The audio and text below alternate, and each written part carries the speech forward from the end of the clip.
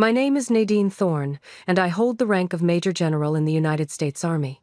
But to my family, I've never been anything more than an inconvenience in uniform. They didn't see a daughter who served her country or a sister who rose through the ranks in war zones half a world away. They just saw someone who refused to stay small and silenced someone who didn't play by the family's rules. I hadn't spoken to my mother or sister in almost a decade. Not since the funeral. Not since they let me stand in the back, in full dress uniform, while they posed for photos at my father's casket like it was a family brunch. I'd stopped trying after that. No phone calls, no visits, just the silence we all seemed to prefer. Then, 2 weeks ago, a wedding invitation showed up on my desk at the Pentagon. A clean white envelope with my name printed in full. Nadine Thorne, no rank, no recognition. Just the name they still used when they wanted me reduced. The return address was my mother's house in Virginia. And the event? My younger sister Emily's wedding. She was marrying a man named Gavin Rowe. That name alone made me freeze. Captain Gavin Rowe. A soldier I once pulled out of a collapsed safe house in Syria. I dragged him through burning rubble with shrapnel in my leg and smoke clawing at my lungs. I still have the scar. I stared at the envelope for a long time. My aide thought it was a joke. The others in my office didn't know what to say. But what got me wasn't the invitation, it was the handwritten note tucked inside, penned in my mother's immaculate script. Please behave. That was all it said. No greeting, no warmth, just a warning, like I was a threat to the pageantry. I didn't RSVP. I didn't call. I simply booked a red-eye flight and arranged for no one to pick me up. I didn't go to be celebrated. I didn't go to reconnect. I went for one reason, to be seen. Not in a dress, not with a smile painted on. I went as myself, as the daughter they disowned, the sister they mocked, the soldier they tried to erase. What I didn't expect was for the groom to salute me before the ceremony was over. And when he did, when he called me ma'am in front of 100 guests and introduced me by my true title, my sister's smile collapsed. That was the moment they stopped calling me a disgrace. That was the moment they remembered exactly who I was. The wedding invitation sat on my desk for 3 days before I touched it again. There was something surgical about how they had written my name, Nadine Thorne. No rank, no title, like a paper cut from the past. Not even a "with love" or "we hope you'll attend." Just that terse note from my mother. Please behave. That's what she always said when she didn't want me to speak. The office was quiet that evening. Most of the brass had already left for the night. I stood by the window of my quarters overlooking the Potomac, dress uniform pressed and hanging like a memory in the corner. The hum of fluorescent light buzzed behind me. It was the kind of night where even the air felt expectant. That's when General Simmons knocked 2 sharp raps. Then he entered without waiting. He never waited. He was the closest thing I had to family in this line of work, and he'd seen me through enough campaigns to know when something was eating at me. He glanced at the envelope on my desk. Of course, he already knew. "You going?" he asked, tone neutral. "I haven't decided." He took a seat, resting one leg over the other, fingers steepled under his chin. "Your sister?" I nodded. "The one marrying Rowe?" Another nod. Simmons let out a soft whistle. "He was the one you pulled from the rubble.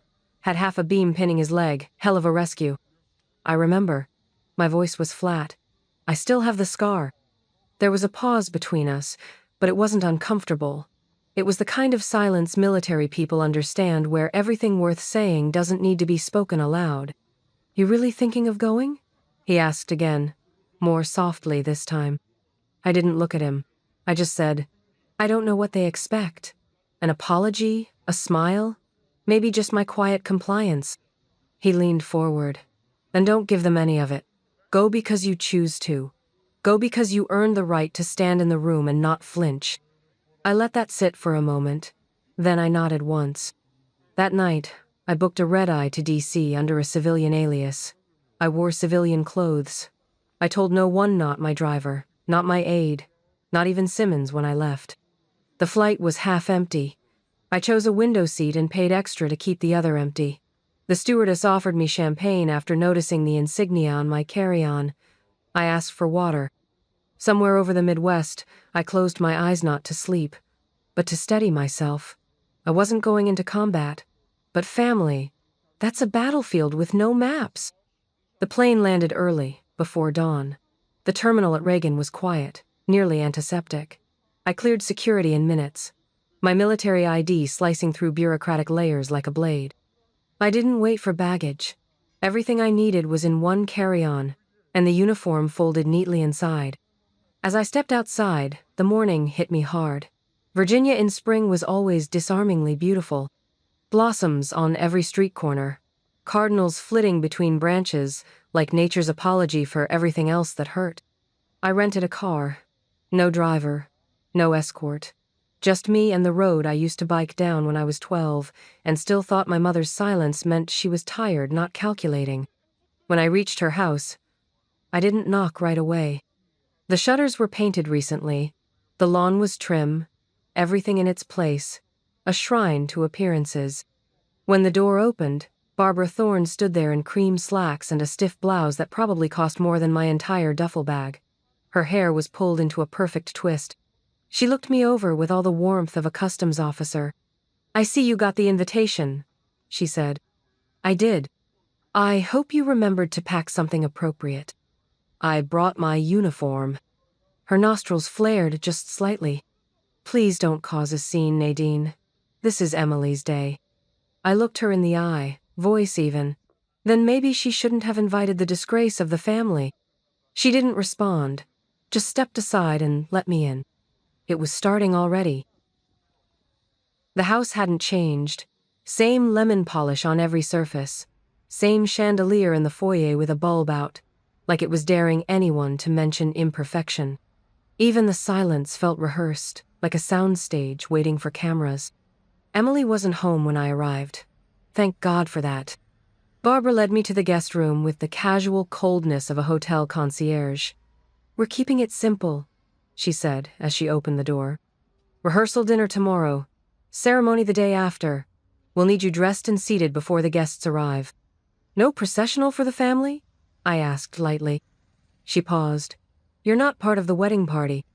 "Of course not." The room was immaculate. Beige carpet, white linens, a single hydrangea on the nightstand like a peace offering that hadn't been agreed upon. I placed my duffel on the floor, hung the uniform still in its garment bag, and didn't bother unpacking. I wouldn't be staying long.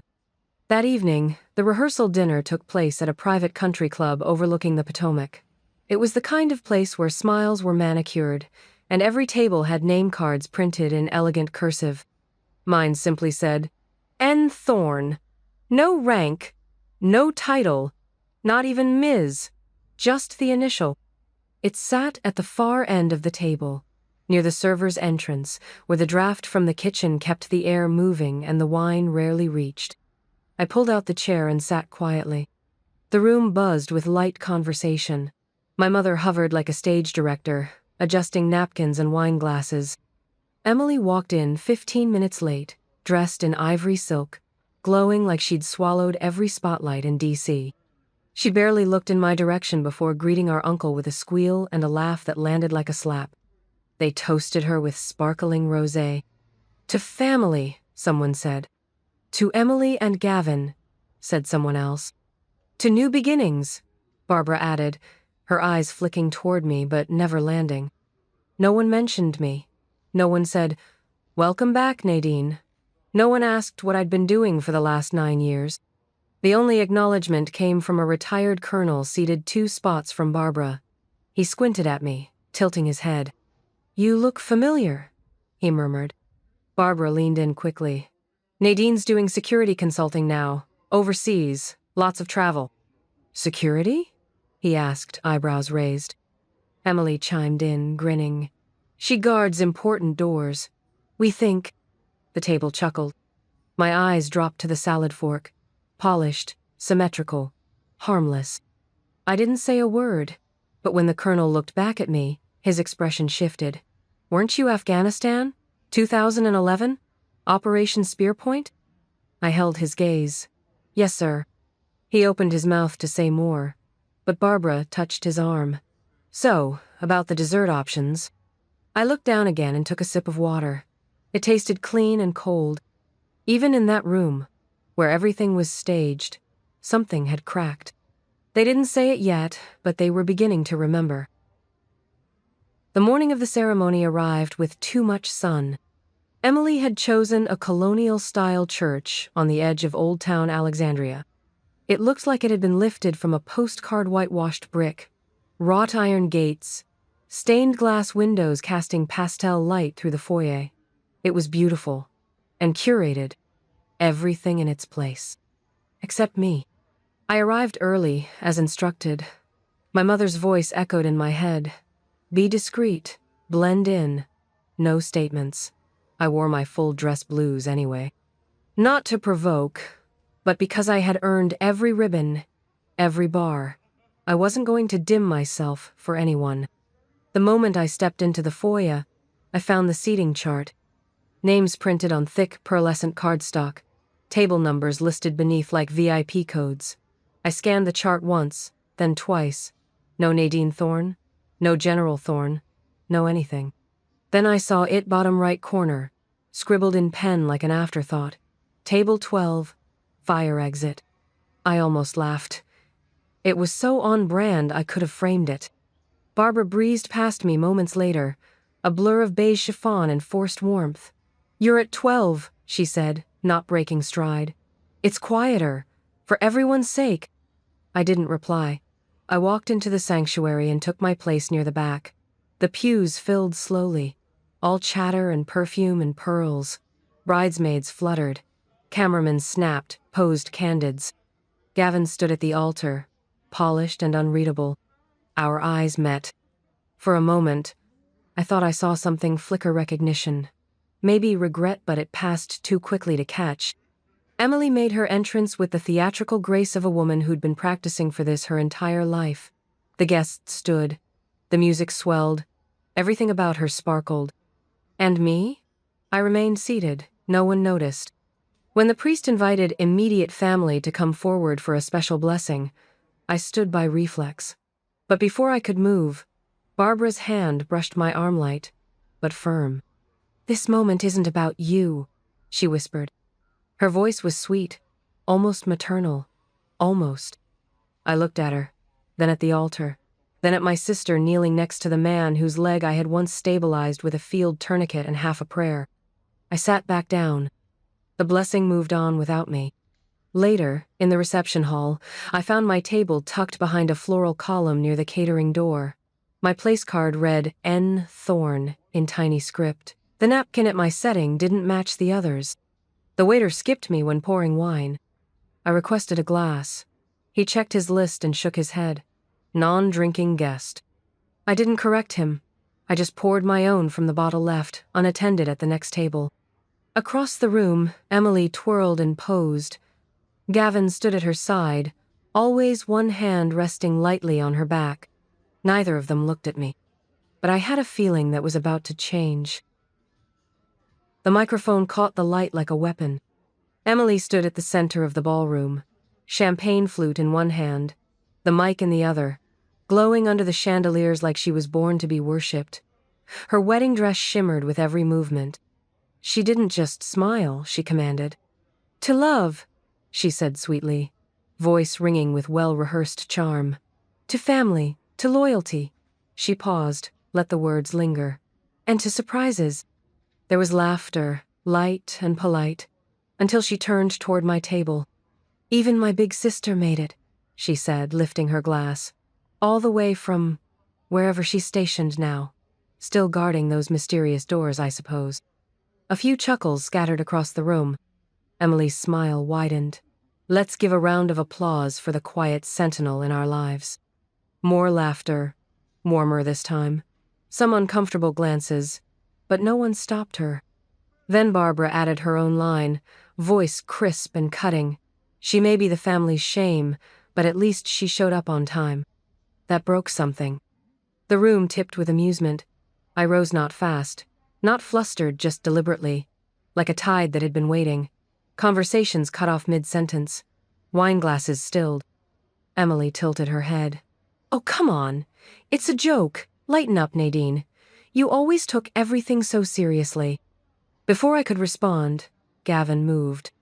He stepped forward, quietly, steadily, through the sea of tables and startled guests. Every photographer turned, every breath held. He reached me and stopped 1 pace away. Then, with full precision, he saluted. A crisp, formal, military salute, not to a sibling, not to a guest, but to a commanding officer. "Ma'am," he said, voice clear, "please forgive my wife." He turned to face the room. "This is Major General Nadine Thornamy, former commanding officer. She didn't just serve. She saved my life." Gasps rippled, audible, tangible, like the whole ballroom forgot its own script. Emily's hand trembled. The microphone slipped from her fingers and struck the floor with a flat, echoing thud. She collapsed into a chair, face drained of color. Barbara stood, but no words came, just a broken whisper of my name. And me? I didn't blink. They didn't speak, not because they didn't want to, but because any word now would confirm what they had done. I stood quietly, Gavin still beside me, his hand now lowered to his side. His spine remained straight. The weight of the moment didn't need amplification.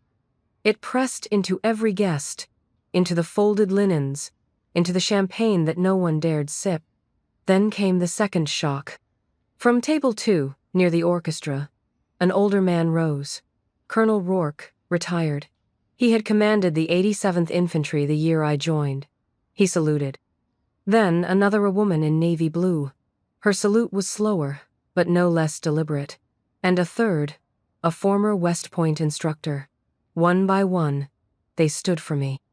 Barbara looked around, desperate to reel the night back under control. "This isn't the time," she hissed, trembling. But no one was listening to her anymore. For the first time in years, I was no longer the shadow at the edge of their story. I was the axis around which it now turned. Later that evening, my mother pulled me aside in the lobby of the hotel. Her pearls were gone. Her lipstick faded, but the mask remained. "You certainly made your point," she said, trying to smile. I didn't answer. She folded her hands. "There's media interest. Some photos? Questions about your role? If you could give a short statement just to clarify, for the family's sake." I stared at her. "You want me to protect the image you built by cutting me out?" Her smile cracked. "We just weren't prepared. We didn't understand what your career meant." "No," I said. "You understood. You just didn't care." She looked down. "It wasn't personal. That's the problem. It should have been." She went quiet, but I didn't wait for an apology that wouldn't come. I turned to leave. "You could at least help us clear it up," she called after me. I paused in the doorway. "Barbara," I said softly, "I spent half my life shrinking to make room for your comfort. That era ends tonight." And I walked away, leaving behind the table I was never meant to sit at. 2 weeks after the wedding, I stood behind a podium beneath the Pentagon seal. No dress blues, no decorations, just a tailored suit and the truth I had carried in silence for far too long. "There are protocols for combat wounds," I said, "for grief, for trauma. But what do we offer those betrayed, not by enemies, but by their own families?" No one moved. I introduced the Sentinel Foundationa National Resource for service members targeted by internal sabotage. Not from across a battlefield, but from within kitchens and phone calls and living rooms, from siblings, spouses, parents. "Sometimes the injury is trust," I told them, "and we need to stop pretending those wounds don't count." I didn't name Emily. I didn't have to. The headlines filled in the blanks for me. I didn't correct them. Instead, I stepped away from public life. I retired quietly, bought a small home on the coast of Maine, and started painting again. No medals on the wall. Just a sea breeze, an old easel, and the version of myself no one ever tried to rewrite. One afternoon, a boy from the village came to deliver bread and asked, "Were you really a general?" I smiled. "Yes," I said. "But more importantly, I never stopped standing up for what mattered. He nodded and ran off before I could say more. Back inside, I sat at my desk and looked out over the Atlantic. The waves were constant, unbothered, free. My mother never apologized. My sister never reached out. But these days, when they say my name, they say it differently. They pause. They measure it. They say it with care. Not because they suddenly love me, but because now they know they can't erase me. And that is the quiet kind of justice I never needed to shout.